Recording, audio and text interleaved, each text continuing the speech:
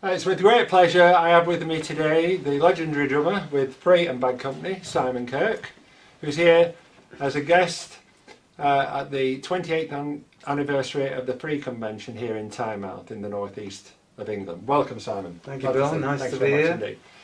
Can I just start off and ask you the first question? How do you feel about the love of the fans for you and the band Free 46 years onwards? It's amazing. Wonderful. I mean, I'm humbled that you know, they've kept the flame burning for so long. I mean, and I'm just sorry that I haven't been able to come over, you know, before. It's just I've never been able to make the two things collide properly, you know. But I'm absolutely knocked out. Right. Okay. Thank you. Thank you. Thank you. I also invited some fans to pose some questions, and somebody asked me if you can particularly remember working on a farm in Wales, and he named it Busnant Farm in Wales. That was sometime before you came down to London, I think. I was brought up on the border of Wales, and I did work several farms over those years. I don't remember any names. I remember drenching cows, and helping with sheep shearing, and cleaning out the shit in various stables, but I don't remember any of the names. I believe it was in Powys. Right. Oh yes, Powys. Yeah. Okay. So yeah, I mean, I did a lot of work in various farms, but I don't particularly remember that one. No. So how long would you? Well, that would be the year before I came down to London, which would be 1967. Yes. Right. When I was 18. Before Black Cat Bones. Yeah. Another fan asked me about a particular guy he knows, Andy Berenius. Yeah, Andy Berenius. Now he was a jazz drummer, wasn't he? Well, there's quite a funny story attached to Andy Berenius, because when I was with Cos in Black Cat Bones, after about 6 months, Cos said, you know, I want to go and play with this singer across town. I met him across town and jammed with him, Paul Rogers. Right. And he wants to meet you and me and have a little jam whenever it was in a couple of days. So Paul Cos we drove up to North London, we knocked on the door of this house, and this guy answered. And I found out later it was Andy Berenius. Right. And he looked at me like, well, come on in, guys, la la la. And there was a little drum kit, and Paul Rogers was playing harp. He was sitting on a stool, and he looked at Cost like, hey, and then he looked at me like, ugh. And I'm thinking, what the hell's going on here? Anyway, I jammed for a couple of songs, and then Andy got up. All right. And I found out later it was Andy's house. Ah. And Andy was slated to be the drummer. And Cos had dragged me along, you know, because he wanted me to play, but he hadn't told anyone. Well, that's incredible. So when I left the house, when me and Cos left, you know, it was like, all right, Cos, la la la, and all right, Simon. So I felt a little, what the hell was going on? And then Cos told me, you know, that Andy was up for the job, and I thought, you little bastard. And I heard that Andy died last year. Andy Berenius died last year. Yeah, someone told me, Lucy Pillar told me that he passed on. But I thought Andy was pretty damn good, but he was a bit jazzy. Right. He was a bit of a jazzy drummer, and I thought I had a better chance of being in the band than Andy. So did he? Yeah. He had something going with Cost, and then no, he had something. I think he had something going with Paul Rogers. Yeah, because Paul was in Andy Berenius's house when me and Cos arrived. Right, I see. So I think Andy was kind of up for the job. I never really connected the two. Right. But that's an interesting story. Very good. That's a nice one. Yeah. Nice one. So obviously we get to the point of Free. What recollections have you got from that first get together at Nag's Head? I can remember almost really every moment of it, because it was such a landmark. It became such a landmark in my life. But at the time, it was like, well, me and Cos and Paul Rogers we'd met this guy, this little kid on bass. We saw him. He was with Keith Hartley's band, and he just got the sack from John Mayall, but he was 15, and we thought, bloody hell. number one, he's 15. Number two, he's just got the sack from a band. So how good can he be? But we had seen him play with Keith Hartley a couple of nights before, and he was unbelievable. He was an amazing player. So we all convene at the Nag's Head in Battersea, this little pub, which I think should have a blue plaque on it. It should. Because Right. it was where we had our first rehearsal. And me and Cos and Paul were upstairs, and this little kid bounded in. He said, "Can you give me a hand with my bass cabinet?" So we all ran downstairs, and it was, of course, the little kid was Andy, and he had the head of the Marshall in the boot of the car, and he had this, you know, the cabinets in the back of the black cab. So we're all trying to pull it out, and we helped him, you know, get it up the stairs, and then we started playing, and. You know, it was, I don't know, I think the first song we played was Walk in My Shadow. I think it was. Which was one of Paul's one of songs, Paul's. wasn't it? Yeah. Which was in 1968, so that was 46 years ago. And I believe Paul plays it now on his solo shows. So it That's shows how... incredible. But then we played and we did I'm a Mover. We did a couple of blues songs going down slow. And then we had a bit of a break because Alexis Corner came in. To see us, because he was primarily he was a friend of Paul Kossoff's. Yes. And we had a little break, and we sat around a table, and you know, he said, you know, it sounds great, lads. You know, what are you going to call yourself? And we had no idea what we were going to call ourselves. We didn't even know we were going to be a band until like the second song. Really? You know, Wow. then we knew we had something going. And then Alexis Corner said, "Well, I used to be in this band called Free at Last." With Graham Bond and I believe Jack Bruce. I believe Jack Bruce was on bass. R.I.P. And Ginger Baker. Yeah, God rest his soul. Yeah. Jack, yeah. I did 3 tours with him, I'll talk about him later. And Ginger Baker on drums. But anyway, he said, "Why don't you call yourself Free?" And we thought, well, why not? So that was the birth of the band. There's also an interesting story that I'd like to pick up on. In 1969, Free went on a tour in the US with Blind Faith and Delaney and Bonnie. Yeah, Delaney and Bonnie, and obviously Eric Clapton being in Blind Faith. It's said that Eric Clapton came up to Kossoff after a concert and asked him how he got that vibrato signature that he used to play. Well, it wasn't after a concert. Was it not? I'll let you finish your question. Yeah. So no, I was just wondering if you could actually. I mean, did you actually? Were you there? Were you present? when it Yeah, was I'll tell you discussed? exactly what happened. We were, you know, we were a struggling band, and Right. on the days off, we Yes. had to do shows. Right. You know, we had we didn't have any money, so Blind Faith had 4 or 5 days off, and we'd done the first 2 shows at Madison Square Garden, and we had about 4 days off. So the management got us a gig at this place called Ungano's, which was a little club, you know, in Midtown Manhattan, and we were playing with Dr. John. We were opening, and it was Dr. John was closing the show.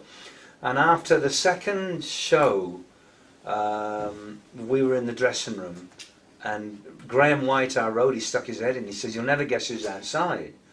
So we said, "Go on." He said, "Well, it's Eric and Ginger." And we went, "Oh, fuck, really? Oh, well, send them in." Yeah. And Because I mean, they were huge figures at that. well, time, we weren't were they? knocked out because it was a day off, and why Yeah. would anyone come to see us on a day off, let alone Eric Clapton and Ginger Baker? Yeah. So they came into the dressing room, and Eric went straight up to Cos, you know, and Wow. he was like, "I love. How do you do that vibrato?" And Cos was like, "I got to swear," he said, "You got to be fucking kidding me. You're asking me to..." Yeah, he said, "Yeah, it's so slow. How do you manage to do that slow vibrato?" So Cos picks up the black Les Paul and he's like showing it, and me and Rogers are like, "Fucking hell." I'm jealous as hell, Yeah. obviously. So I try and talk him with Ginger. "Hey, Ginger, you know, like, what Yeah, sticks of do you use, or Right. what symbols do you use?"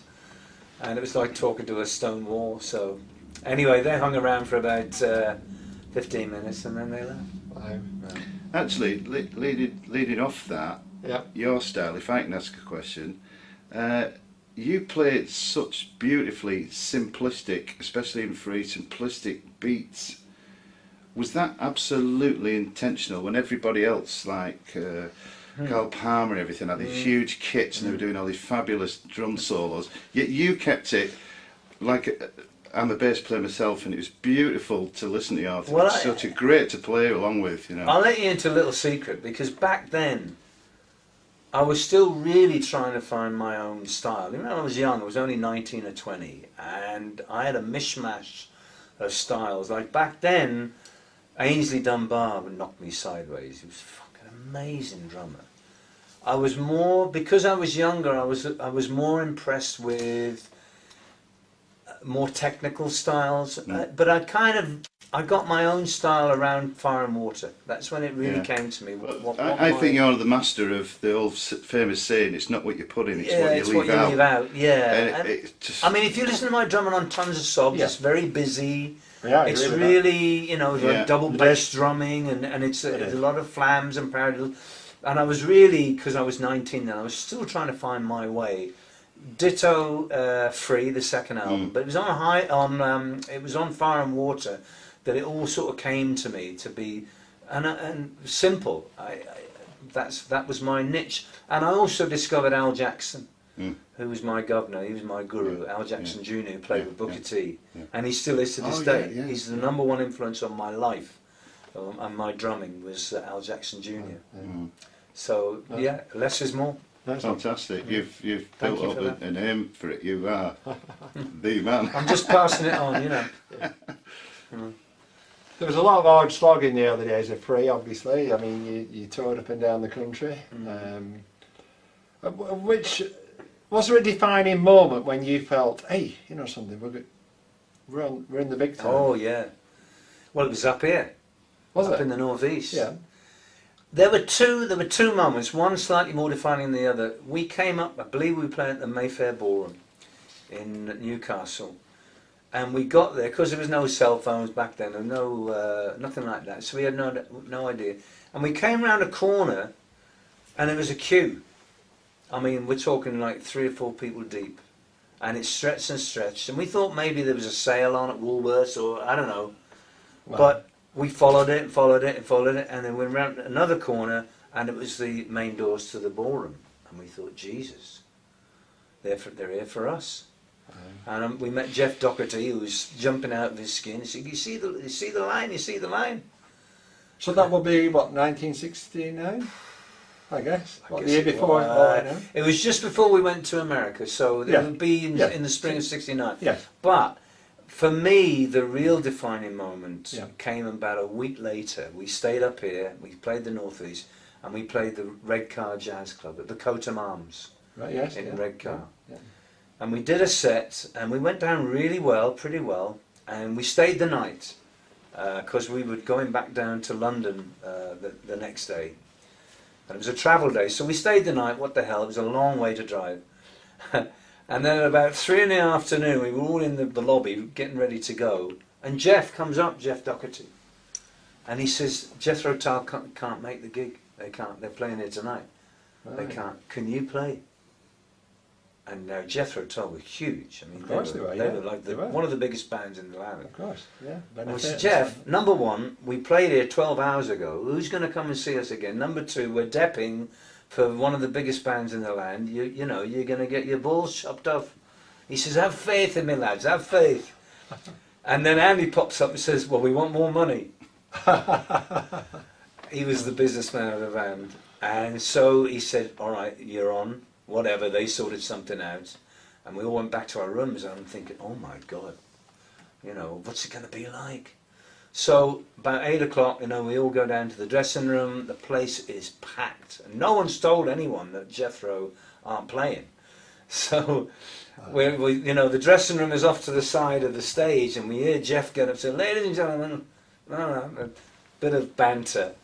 Jethro can't make it. Boo, boo. I mean, there was a chorus of boos, and he said, "Now listen, I'm really sorry, but there's a band who played here last night, and they're going to help me out, and they're going to entertain you, la la la. The name of the band is Free." There was a huge cheer, and I'm almost quite emotional thinking about it now, because we looked at each other and thought, bloody hell. So we went out, and we tore the place up. And most of the people were there from the night before who'd seen us, you know, and Yeah. we went down a storm. And I think that was the night when I thought, wow, That's it. I think we're on our way. If I can ask you, with relation to maybe Paul Kossoff as well in the studio, can you recall a moment maybe during a recording session that could highlight something about our little hero, Paul Kossoff? Well, there's good and bad, obviously. Yes. The first one that will always stick in my mind is his solo on All Right Now. Right. Because in these nowadays, you know, you've got Pro Tools, you've got an endless amount of tracks. You can drop in, cut, paste, do la la la la la. Yeah, yeah. Back then, I believe it was on 8-track. Island Records just got one of the first 8 tracks in the country. Yes. And I'm 100% sure that Cos did that solo in 1 or 2 takes. Now, any guitarist out there will tell you it's one of the most difficult guitar solos to play. Because you start low, Yep. you're in the middle of the note, you end up really high. And I think we did maybe 1 edit, or he might have done it twice, and we married the 2 takes together, but it was no more than 2 takes. And when he walked into that studio, into the control room, we all gave him a hug. That was my number 1 great memory of him. Plus the fact he was the driver of the band. He was the only one who had a license. He did all the driving. Up and down the M1 and crisscross, he did all the driving until we got a roadie. God bless him. And then, you know, you hear the bad, because of anyone who's in recovery out there, you know, with drink and drugs. And I'd like to talk for hours about that because I'm still seething about how he was treated back then. Yeah. Was when we were doing Kossoff Tetsu Rabbit album. And he was there, he was doing an overdub, a lead on one of the songs. And Digger, you know, Richard Digby Smith, Yes, yeah. you know, said, "All right, Cos, we're ready for you." And we heard nothing. We heard the humming of his amp. So, "Hey, Cos, you all right, Cos? Cos?" Nothing. And we knew the mic was working because we could hear the amp humming. So I said, "I'll go and see what's up." Maybe he went for a pee or something. So I went down and I went round this, you know, the baffle boards, and he was there slumped with his cans on, his headphones, and I'm going, "Cos." So I lifted up and said, "Cos, hey," and he was completely gone, and that was the first time that I witnessed this addiction that had taken him over, and ultimately, you know, was his demise. Which was obviously the album after Free had split, and Yeah. it obviously got into Bad Company. At that Yeah. time. Well, I mean, we all smoked a bit of dope. We drank a little, like most kids in their early 20s, you know, nothing. Yeah. But we never did drugs as such, you know. And I found out that he was taking Mandrax, you know, these Mandis. And I believe this was one of the first times that he actually had taken them prior to a recording session, you know, and it completely zonked him out, and he never really recovered from it. And the amazing thing is, for a lot of fans, that album is it's legendary. They love it to bits. Well, yeah, I mean, it's Because still... of Kirk Tetsu Rabbit. Yeah, it was towards the end of the sessions we managed to, you know, he went home and, you know, he sort of straightened up, and he came back, and, you know, we managed to finish the album. Because he was so young, whatever he was doing back then didn't hit him between the eyes like it would if he was in his 40s or 50s. You know, he could sort of shake it off. So we did manage to finish KKTR, but really that was the beginning of the end for him. I touched on the fact that obviously I do the Freeconvention here in the North East. And I thank you for that, mate. I really do. Well, I can say it's a labour of love. Sometimes it's more of a labour, but it's a love today. Yeah. And it's been held here since 1987. Why do you think it was? So why do you think it was that Free was so popular in the North East? What was it? I like to think back in the old days when we were sort of young and cute.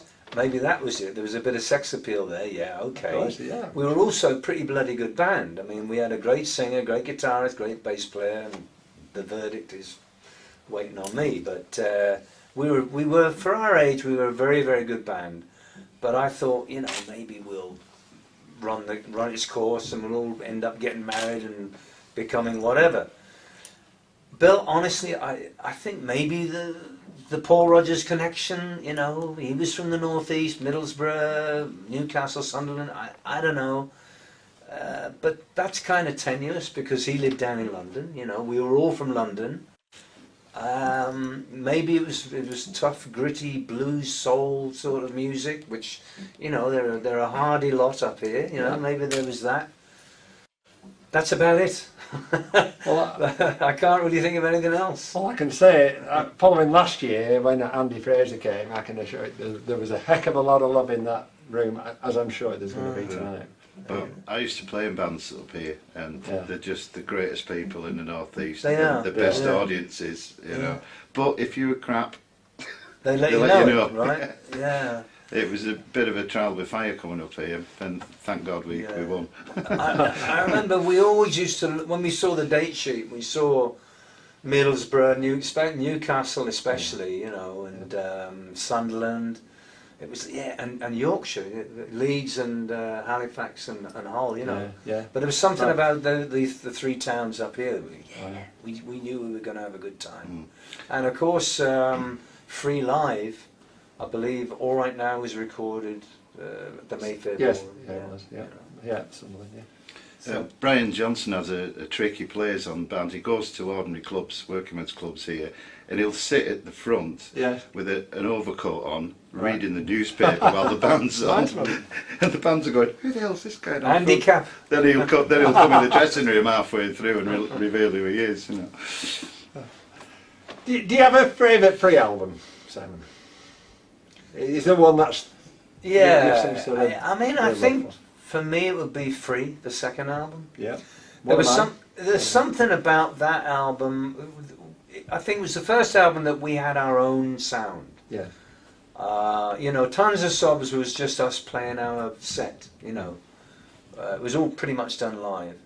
But Free, there was something bright and fresh about it, and Andy and Paul were starting to write their own songs, and also I still think to this day that the 4 photos on the back, you know, of us in this hotel room in New York, were shot with natural light. We all looked fresh and happy, and it was a great cover.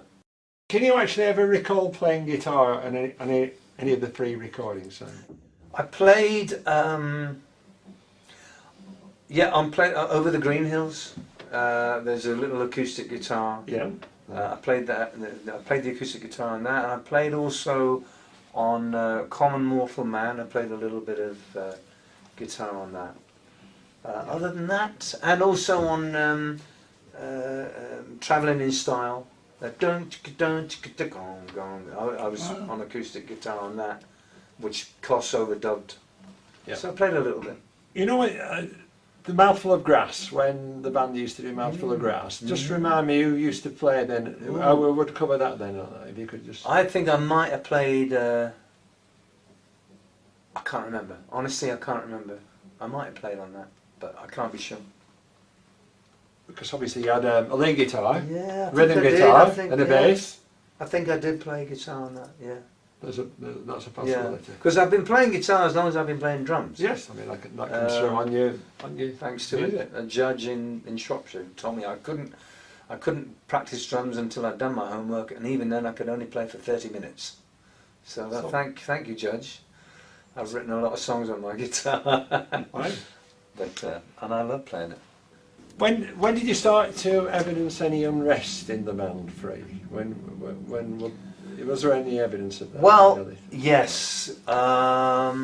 It was around the making and the mixing of Highway.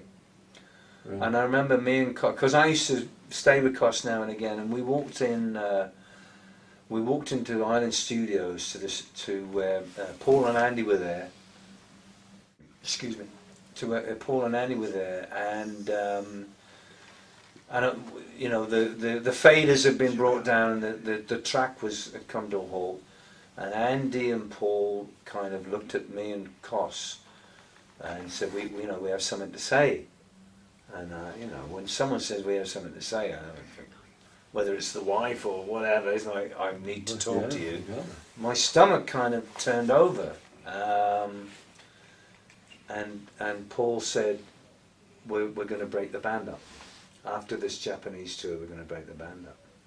And me and Cos were stunned, because there had been no inkling that anything was wrong. You know, we'd done a lot of tours and a lot of gigs and this and that, but we were young, and I think Paul Rogers was a little, as we all were, about the album tour carousel. Yes, you know, yeah. So we needed a bit of a break. But we were really tired, and so anyway, Paul and Andy said, yeah, we're going to break the band up. So that's when we knew something was wrong. In the band Free, who did you consider yourself closest to as far as... Oh, Cos. Cos. Absolutely. I mean, it was something about me and him we helped each other. You know, he was the streetwise. What's that character out of Oliver Twist? Jack. Jack. What's he called? Oh yeah, it's fine. You know him. I think The Artful Dodger. The Artful Dodger. The Artful Dodger. Jack Wild. He was the street. Jack Wild. Jack Wild, that's He it. was Yeah, the Jack Wild. streetwise kid. I was the wet behind the ears Yeah. country lad. Yeah. But I was a big lad, you know, compared with him, and, Yeah. and you know, I looked after him, and Yeah. so, but and I lived with him, and you know, we were real soul brothers. Right. So he was my Yeah. he was my mate. We had, obviously, after the Free split in 1972, Andy left the band. Tetsu and Rabbit came in. Mm-hmm. So and new sound, the Free. What sort of effect did that have on your playing, then, if any at all? Did it change you in the way you played in any shape or form? It well, because we had Rabbit on, you know, Hammond organ and piano. You know, the sound got big. Tetsu's More straightforward. much more straightforward. So my playing got just a tad more complex, you know. I still had that backbeat. I never left the backbeat behind. But I in order to underpin this big sound that Rabbit brought to the band, you know, and it was a little more tense because, you know, Cos, by the time, you know, Rabbit and Tetsu joined the band, we knew that Cos had a drug problem, and we were never quite sure what Cos was going to bring in through that door, you know, from day to day. So I was a little tense back then, but my drumming remained simple, you know, but just a little bit more flamboyant, I guess. Andy's left the band, obviously, all them years ago, 1972. How would you describe your relationship with Andy today? Respectful. I mean, I saw him when I toured with Ringo. We played in LA at the House of Blues, and Andy, I believe I got in touch with him, and he came down to see me. He drove down, and we went for a little drive in the car. I listened to some of his songs, and it's just, you know, it's a respectful relationship. He's not a mate, he's not a friend, but I would play with him in a heartbeat. And they wouldn't let him into the House of Blues because he was wearing shorts. And him and Jack Bruce really wanted to meet him. Wow. And I thought, you know, you wankers, Jack Bruce and Andy Fraser in the same room, and you wouldn't let him in because he's wearing shorts. Wow. So when would be the last time you played with Andy then? Oh, I can't would it be back in those days? Yeah, yeah. I know Paul's played with Andy at the Woodstock in yeah. 94. I played with Andy many years ago. I jammed at his house. Did you? Yeah, but like 20, maybe 30 years ago, I went up to his house, and he wasn't playing bass then; he was singing and playing piano. Yeah. He'd given up. So that might have been about the time of Fine Fine Line or something like that. Maybe? Yeah, I because think that was about yeah. 84. That album. But I've been in touch with him since, and Yeah. you know, email. Yeah. About other things, and you know, we have a nice relationship. Yeah, that's good. Yeah, I mean, he still writes good songs. He's good. Oh, he's an amazing player. Amazing. Have you any memorable gigs from the Free and Bad Company days? that stand out? That's like asking me how long is a piece of string. Is there any single gig that you can think? Bloody Wow, hell. that was a highlight. Isle of Wight, maybe? Yeah, Isle of Wight. Second Isle of Wight. Not many people know we did 2 Isle of Wights. 69 and 70. And Mungo Jerry beat us out.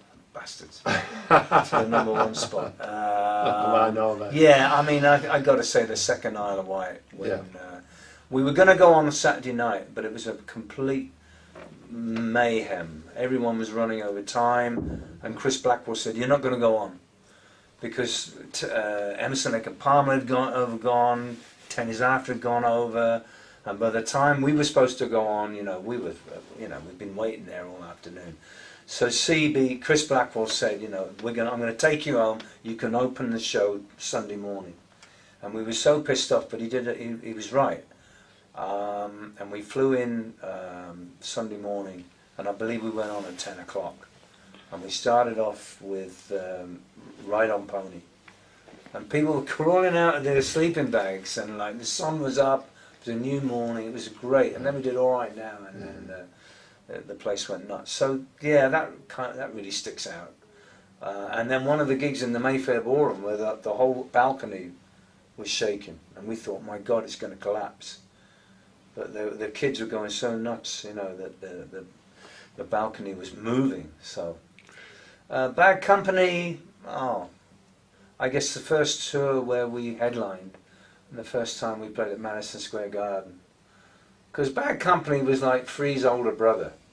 We were seasoned veterans, and we'd been around a bit, and we were having a lot of fun. Free was great for a couple of years, but then it got such hard work mentally to keep, #1, to try and keep costs together, and it was a labour of love. It really was, but it was laborious.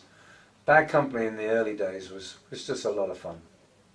So if you had to choose between the two, sorry to put you on the spot, which did you enjoy being in the most? Would you have said? That's a good one, Bill. Yeah, Sorry. I would go for the early days of Free.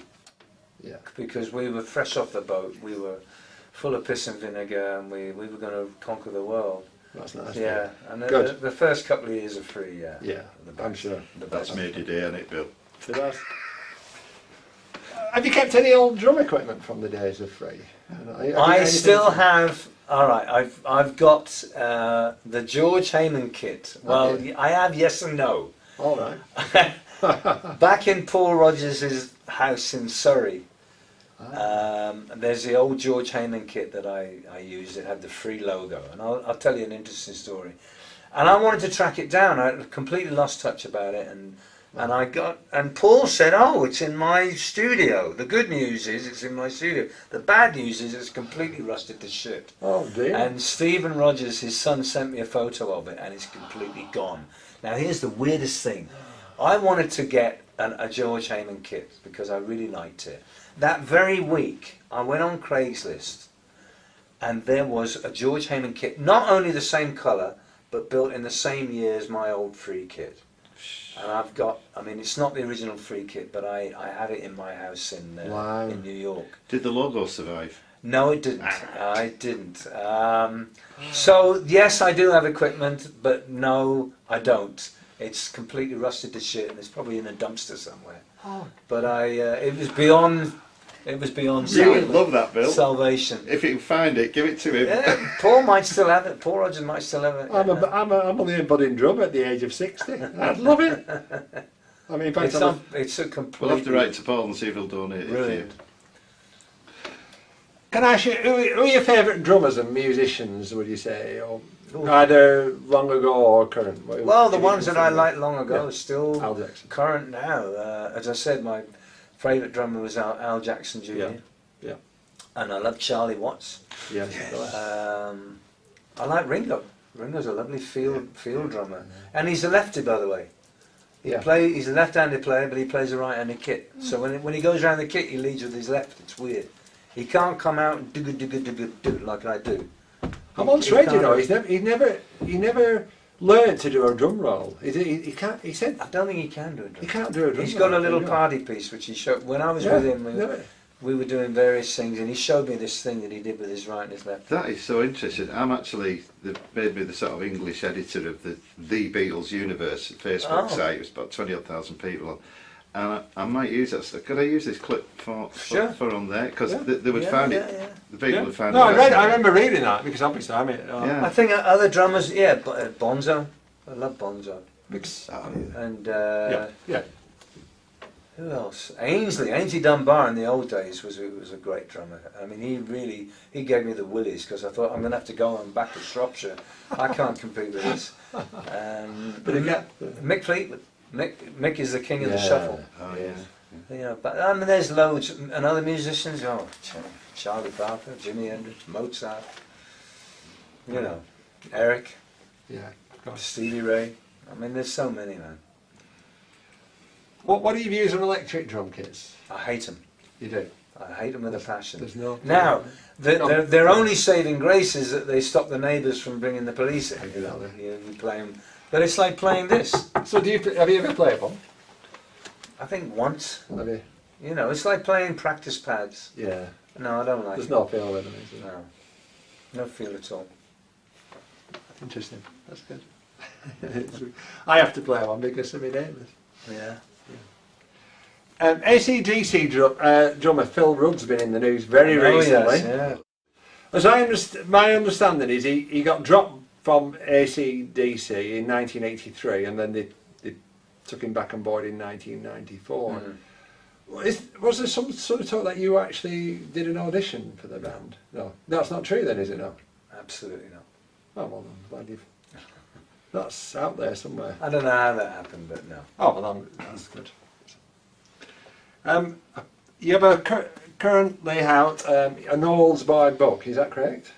I am in the middle of writing a book. It's in its first draft. Oh, I'm sorry. I went on I went on the internet and it talks about you having a book out. And he said it'll be about 4 weeks, so that's why. It's not out. I have written it, and there'll be 2 or 3 drafts. It's not going to be out for I don't know, a couple of years yet. Oh right. It's still a work in progress.